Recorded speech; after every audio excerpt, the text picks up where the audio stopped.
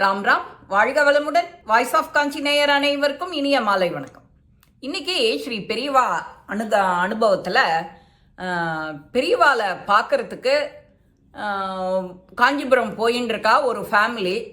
அதில் அம்மா, அப்பா, தாத்தா, பாட்டி, ஒரு பேத்தி, இவா 5 பேரும் இருக்கும்போது அந்த தாத்தாவுக்கு அர்ஜென்ட்டாக பாத்ரூம் போகணுங்கிறது நிலமை வந்துடுத்தோம். அவள் நிறுத்தின அந்த ட்ரங்க் ரோட்லேயோ நிமிஷத்துக்கு நிமிஷம் வண்டி போயின்னா வண்டியும் இருக்கு. 5 நிமிஷத்துக்கு ஒரு தடவை, ஒரு செகண்ட் கூட இல்லாமல் வேக வேகமாக லாரி, பஸ்ஸு எல்லாம் ஓடுறது. இவ காரை நிறுத்திவிட்டு தாத்தா மட்டும் இறங்கி பாத்ரூம் போயிட்டு திரும்ப வரார்.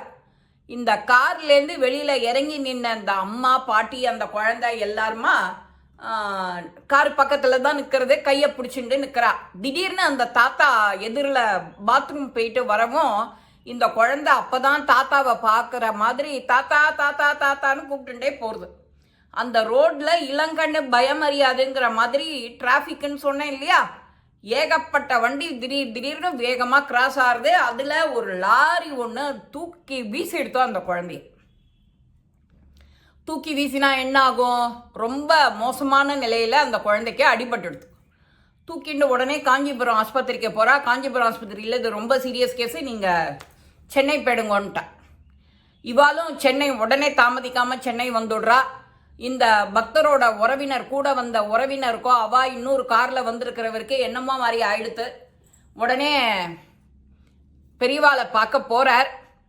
பெரியவா கிட்ட இந்த மாதிரி உங்களை பார்க்க வரைச்சே இந்த மாதிரி ஒரு ஆக்சிடென்ட்டு ராத்திரி ஆயிடுத்து, நீங்கள் தான் அந்த குழந்தைக்கு உயிர் விட்டணும். எல்லாரும் காஞ்சிபுரம் ஹாஸ்பிட்டலில் கையை விரிச்சுட்டா, நேராக சென்னை ஆஸ்பத்திரிக்கு போயிருக்கா அப்படின்னு சொல்லி பெரியவா கிட்ட விஷயத்தை சொல்கிறார். பெரியவா ஒன்றுக்கும் கவலைப்படாது அப்படின்னு சொல்லிட்டு பக்கத்தில் இருக்கிற ஆப்பிள் பழத்தை எடுத்து உருட்டிக்கிண்டே இருக்கா. பெரியவா உருட்டி இவர் கையில் கொடுக்குறார். நீ இந்த ஆப்பிள் பழத்தை அந்த குழந்தைக்கிட்ட கையில் கொடுத்துடும் அப்படின்னு. சாப்பிட கூப்பிட சொல்லலை, குழந்தைக்கிட்ட போயிடுத்துனாலே சரி அப்படின்னு. போகும்போது காமாட்சி கோயிலை தரிசனம் பண்ணிட்டு போ அப்படின்னு பெரியவா உத்தரவு போடுறார். அவரும் ஆப்பிள் பழத்தை வாங்கிக்கிறார். காமாட்சியை போய் தரிசனம் பண்ணுறார். காமாட்சி கோயிலும் அப்போ மூட போகிற நேரம், ஒரு க்ஷண நேரம் தான் அவருக்கு கிடச்சிது. சர்வாலங்கார பூஷிதையாக பச்சை கலரில் பட்டுப்படவை கட்டிட்டு தக தக தக தக தான் இருக்கா, காட்சி கொடுக்குறான். அம்பாள் காதிலையும் போட்டுட்டு வந்துட்டார், நீ தாம்மா பார்த்துக்கணும் அப்படின்னு. நேராக ஆஸ்பத்திரிக்கு வரார். ஐசியூவில் எல்லாரும் குழுமி நிற்கிறா. உள்ளர போனவர் குழந்தை தலைமாட்டுங்கிழ இந்த ஆப்பிளை வச்சுணுன்னு உள்ளர போகிறார். ஆப்பிளை வச்சு விடுறார் தலைமாட்டுங்கிழ. குழந்தை எல்லாம் கோமா ஸ்டேஜுக்கு போயிட்டாலே அப்படின்னு எல்லாரும் அங்கலாய்க்கிறா, வருத்தப்படுறா. அங்கே வாசல்லையே தவம் கிடக்கிறா எல்லாரும். இந்த ஆப்பிள் போய் ஒரு 5-10 நிமிஷம் ஆன உடனே அங்கே அவளுக்கெல்லாம் எஃபெக்ட் கொடுக்கறது. அந்த குழந்தை கொஞ்சம் கொஞ்சமாக அசைஞ்சு சிரித்து அம்மான்னு கூப்பிடுறது. இவா எல்லாரும் என்னடா நாள் கணக்கு, மாதக்கணக்கு, வருஷக்கணக்குன்னு சொல்லிட்டு இருக்காளே கோமாக்கு போயிட்டான்னு அப்படின்னு இவாள்லாம் அப்படி பதச்சின்னு இருக்கும்போதே இந்த மாதிரி ஒரு நல்ல செய்தி வந்தோடனே எல்லாருக்கும் சந்தோஷமாயிடுறது. எல்லாரும் போகிறா உள்ள. அந்த குழந்தை எழுந்து மெதுவாக பெட்டில் உக்காந்து, அம்மா என் கூட ஒரு குழந்தை விளையாடிந்தாலே, அந்த குழந்தை எங்கே, அழைச்சிட்டு வா, எனக்கு அவ கூட விளையாடணும் அப்படிங்கிறது அந்த குழந்தை.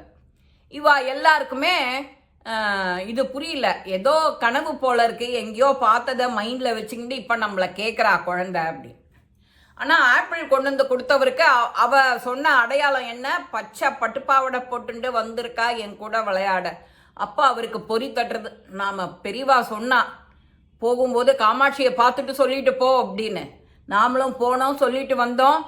அப்போது க்ஷண நேரம் தரிசனம்னாலும் பச்சை பட்டுப்பாவா புடவை கட்டிக்கிண்டு சர்வாலங்கார பூஷிதையா நமக்கு அனுகிரகம் கொடுத்தா, அதே பச்சை பட்டுப்பாவாடை கட்டிக்கிண்டு குழந்தையா சின்ன பால திரிபுர சுந்தரியாட்டம் வந்து உட்காந்துட்டா இவக்கிட்ட, குழந்தைக்கிட்ட. குழந்தை பக்கத்திலேயே உட்காந்து அவளை நினைவூட்டி உயிரூட்டியிருக்கா அவ தான் அப்படின்னு இவர் சொல்கிறார். இதுதான் நான் காஞ்சிபுரம் போய் பெரியவா கிட்ட போனது வந்தது எல்லாத்தையும் சொல்கிறா அவாக்கிட்ட எல்லார்கிட்டையும். எல்லாருக்கும் அவ்வளவு சந்தோஷம் ஆயிடுறது. பெரியவா கணக்கு தப்பாது, பெரியவாளுடைய அனுகிரகம் பொய்க்காது.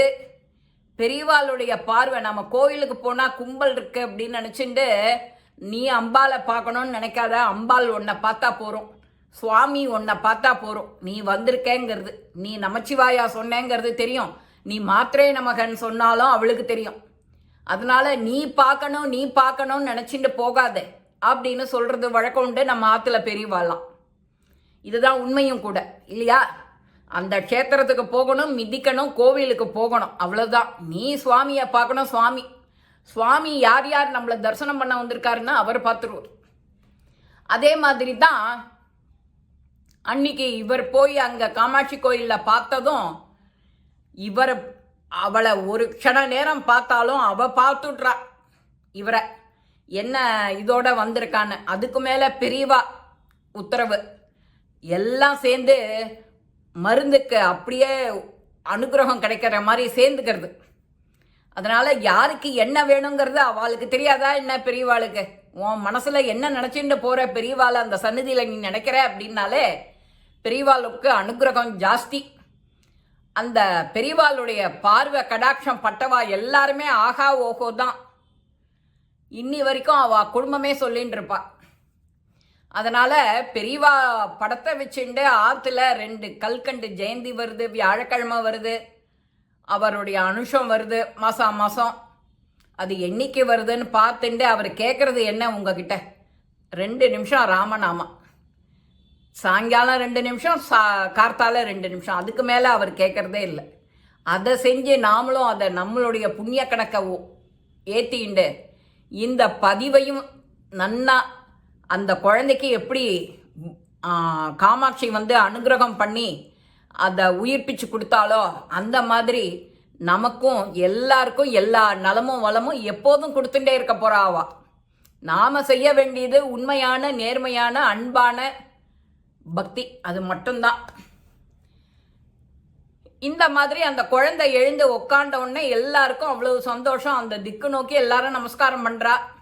ஆற்றுக்கு வந்த உடனே 1 மாதம் கழித்து திரும்ப அந்த குழந்தைய அழைச்சிட்டு போகிறா. பெரியவா சந்நிதிக்கும் போயிட்டு நமஸ்காரம் பண்ணி ஆசீர்வாதம் வாங்கிட்டு உடனே காமாட்சியை தரிசனம் பண்ணிட்டு வரா. நாமளும் காஞ்சி போனாக்க காமாட்சி பெரியவா சந்நிதி 2 கட்டாயம் போயிட்டு வரணும். அதுக்கு மேலே நமக்கு வேற என்ன மருந்து வேணும் இந்த கலிகாலத்தில்? இந்த பதிவு உங்கள் எல்லாருக்குமே பிடிச்சிருக்கோம். லைக் பண்ணுங்க, ஷேர் பண்ணுங்க, பெல் பட்டனை கிளிக் பண்ணுங்க, சப்ஸ்கிரைப் பண்ணுங்க, கமெண்ட்ஸ் பாக்ஸில் கமெண்ட்ஸ் போடுங்க. ஸ்ரீ மகாபிரிவா திருவடிகளே சரணம். நல்லதே நடக்கும். ஆனந்தமாய் இருப்போம் நண்பர்களே. வாழ்க வளமுடன்.